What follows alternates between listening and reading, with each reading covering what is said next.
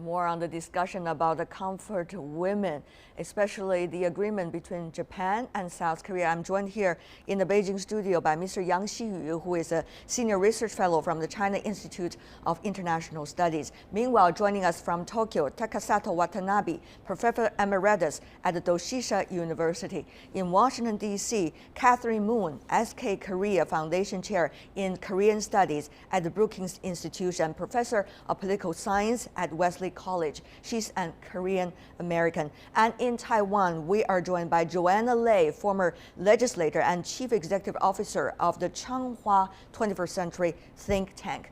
We are having a very strong panel today because we are talking about something very important for our history across the Pacific. So let's talk about this deal, the deal between South Korea and the Japan governments. Both governments claim this agreement about comfort women, the settlement of it this time, is going to be irreversible and once and for all. Professor Watanabe, is it going to be as that?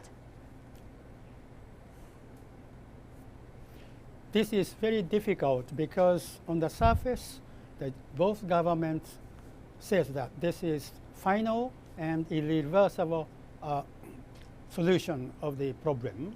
However, the comfort women themselves are not so happy to accept that ideas because they have been suffering from many ways, and also they were insulted by its own government, even in Korea. I have ever interviewed some comfort women in Korea. And also, the decision of this time were done by the political reasons of the Abe LDP party, suggested by the Komeito party, whose coalition in many ways. And next upper house election is coming next year. So LDP, Abe's party, needs Komeito's cooperation. So in many ways, this is not so pure. All right. Ms. Lei from Taiwan, of course, across the Taiwan Straits for Chinese on both sides, this is a very important issue because China also had many comfort women, even though the last comfort women from the mainland passed away last year. But this historical issue remains. What do you think about this? One is that, is this going to be a legal issue or moral issue? Secondly, is this agreement between governments going to be really working for the comfort women themselves? Well, let me add that in Taiwan, we have documented 58 surviving comfort women since 1992. Right now, we still have 4 surviving comfort women. They've tried to wage civil suits in Japanese courts and were thrown. The case was never heard. So there are 2 major issues. One is whether this is a government action and therefore a government should take legal action and legal liability, or it is just private brokers brokering sex trade. Secondly, are these women voluntary or are they forced or coerced? If Japanese government is not clear in these 2 points, in other words, if they don't take full legal responsibility, then these comfort women will still live in shame and they'll still be subjecting to an extreme hard war crime. So I think getting damage is one thing, that 8.3 million for 46 surviving victims. But the other thing is a lot of the comfort women, including all of the ones in Taiwan, have just been asking Japanese government to issue an official apology to formally, as a government, accept the responsibility and give them legal compensation rather than private civil compensation. Right. Let me read some of the important quote coming out of this quote-unquote agreement between the 2 governments, Japan and South Korea, read by the Japanese foreign minister when he was presenting this document to a press conference documenting so-called conclusions. Ms. Moon, particularly from the U.S., would you mind to comment on this? Let me read just a quote. Quote, the issue of comfort women was a matter which, with the involvement of the then military authorities of the day of Japan, severely injured the honor and dignity of many women. Quote, in this regard, the government of Japan painfully acknowledges its responsibility, end of quote.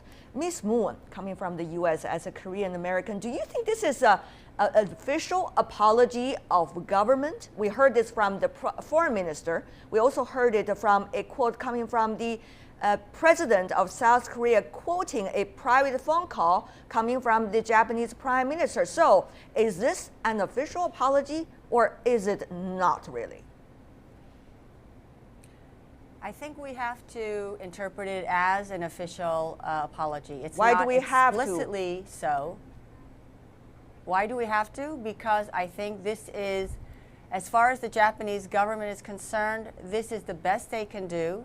And also, I think the most important factor in terms of admitting government responsibility is the fact that the Japanese government will be using Japanese taxpayers' money to fund the $8.3 million to go to the 46 surviving comfort women in Korea and other comfort women's families. The fact is that this is a taxpayer fund. This is a government fund, and to me that makes all the difference from the past attempt through the Asian Women's Peace Fund back in the mid-1990s, which was established as a private endowment. And this is the basic distinction in this round of negotiations. I think it's also very important to keep in mind that Mr. Abe and his leadership in the Japanese government, they have traveled a very long road. If you recall, in his first term as prime minister in 2006 and 2007, he outright denied that the so-called comfort women of Korea were actually sexual slaves. He called them prostitutes who were paid.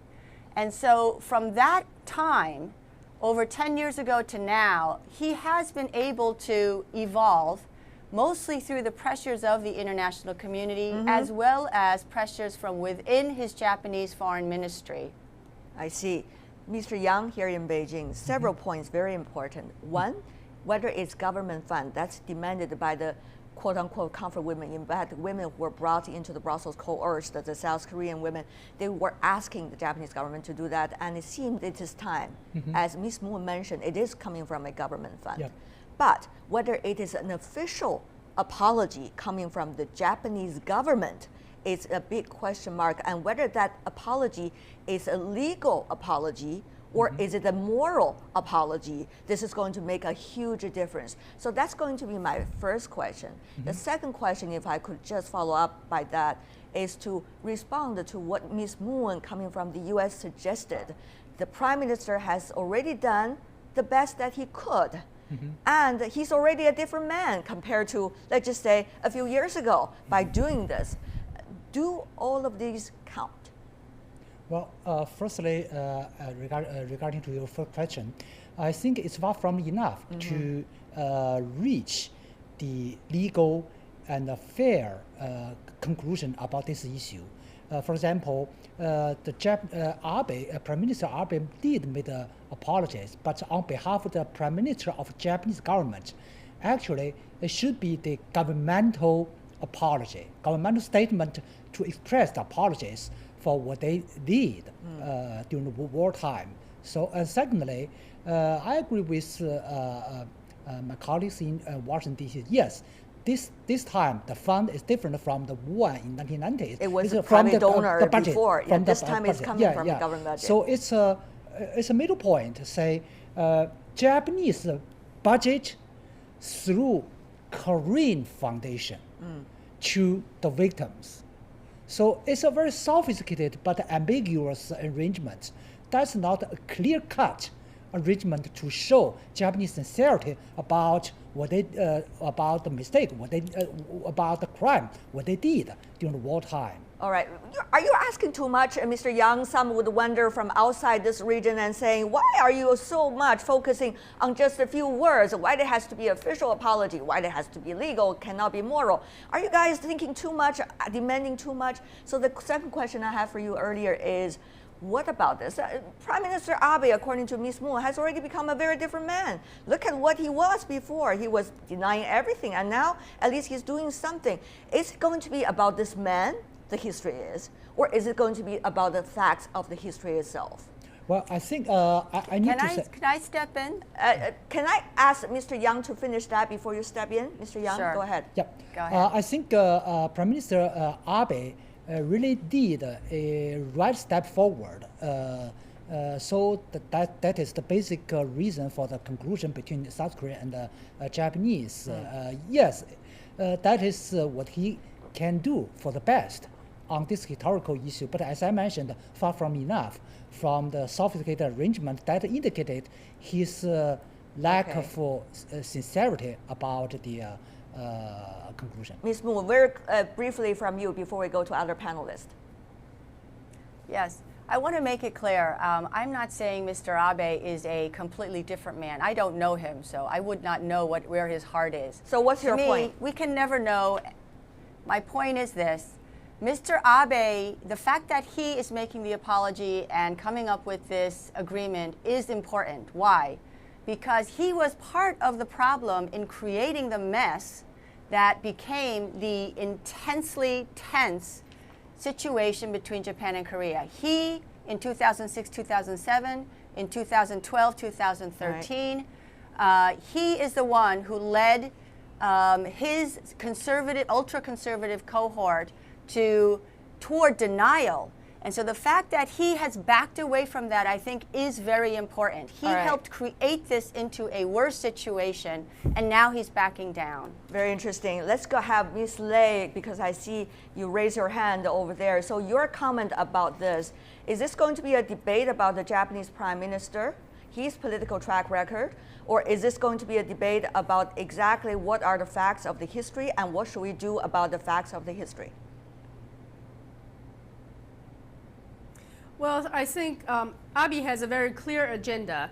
He would like to change his constitutional constraints in terms of military actions in the region. He needs to better his relationship, especially with South Korea and other neighboring countries. So with that, he'll have to take certain responsibilities towards the war crimes during the Second World War. And comfort women, while it does seem to be very small, it's a very thorny position between Japan and South Korea. But let us not forget, with this settlement, when they say it's final and irrevocable or irreversible, they do carry two conditions. One is they hope that and they promise that each government will not criticize each other with respect to this war crime in international arenas, including United Nations.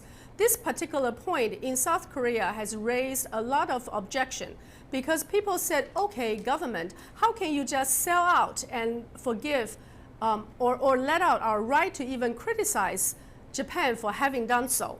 And secondly, they do hope that in other countries, in the textbooks, they will take away this particular chapter of shame, and they will not continue to remember these comfort women during war. So I think it is important for us to see Abe in his true private and public agenda, but also understand that this particular solution or settlement has conditions attached to it. And these conditions may or may not be acceptable to the comfort women themselves.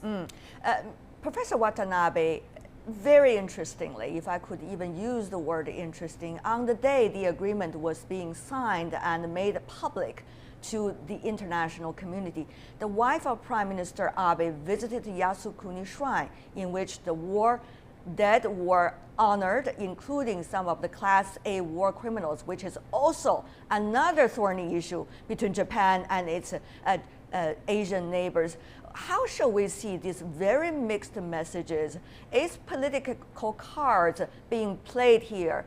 If that is the case, are we seeing really sincere attitude coming from Japan, facing up to the history? I know you're coming from Japan. I know whatever comments you're making may face some political pressure, but Professor Watanabe, given your knowledge of the region, I still want your opinion.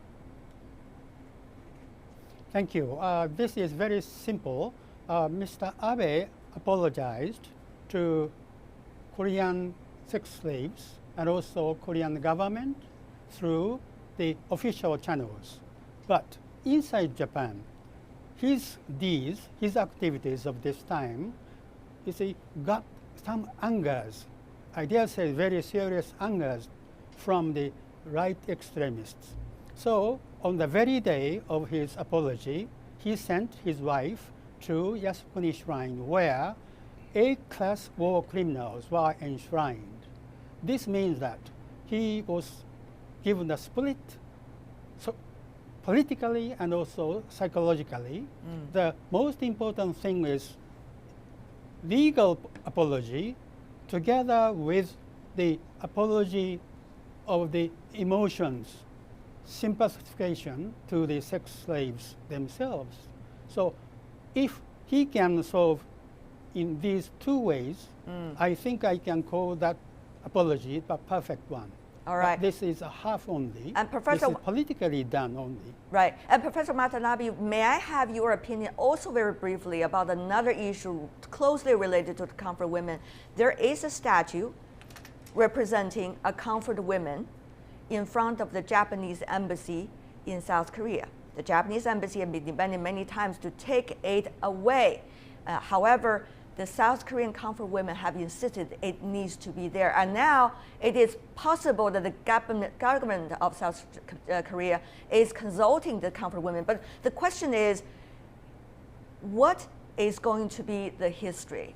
Will history be remembered, or will history be erased just as a result of agreements between two governments? Professor Watanabe. Yes, reportedly by the media, Foreign Minister of Japan and Foreign Minister of South Korea agree that they will make efforts to remove the statue of the sex slaves girl. And this is, I think, very difficult for the Koreans, especially the former sex slaves, I see. because they know that this system was organized formally by the military leaders of Japan, including former Prime Minister of Japan, Mr. Nakasone, who organized and managed the sex slave brothels in Indonesia. I see. So this is the knowledge of the media and the intellectuals and Korean sex slaves. Right. And Ms. Moon from the U.S., shall I ask you about this? Because this is not just between South Korea and Japan. It's also South Korea and China's Taiwan and China's mainland, and also Japan and Philippines, Japan and Indonesia, many Asian countries. We understand United States as a very close ally of the Japanese in Asia, and South Korea also U.S. ally. But will a governmental effort really be able to handle history well if one party do not go all the way to try to solve the problem? Ms. Moon. I think you ask really excellent questions overall. Thank you for that. I think what's really important to keep in mind is that one party cannot solve the history question. It is not possible for this reason. To me, there are three layers of the comfort women issue on a political level. One is the government-to-government relations, and this agreement tries to resolve that. Second level is people-to-people relations between Japan, Korea, Japan, China, Japan, Philippines, etc. We need to do work on that level. Third level is for intra-Japanese and intra-Korean, intra-Chinese. So the discourse, the discussions, the research, analysis, debates that must take place internally in all of these societies.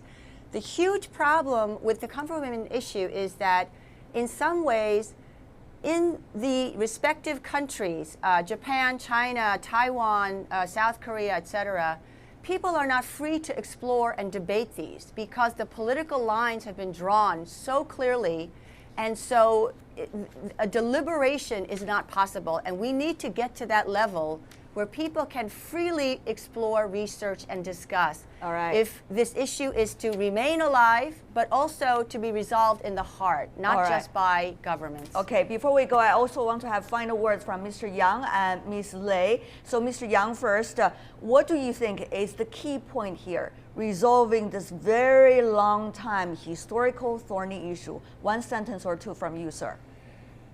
Political determination of the key among all parties. I mean, political determination from the Japanese government. That is the key for all. Yeah.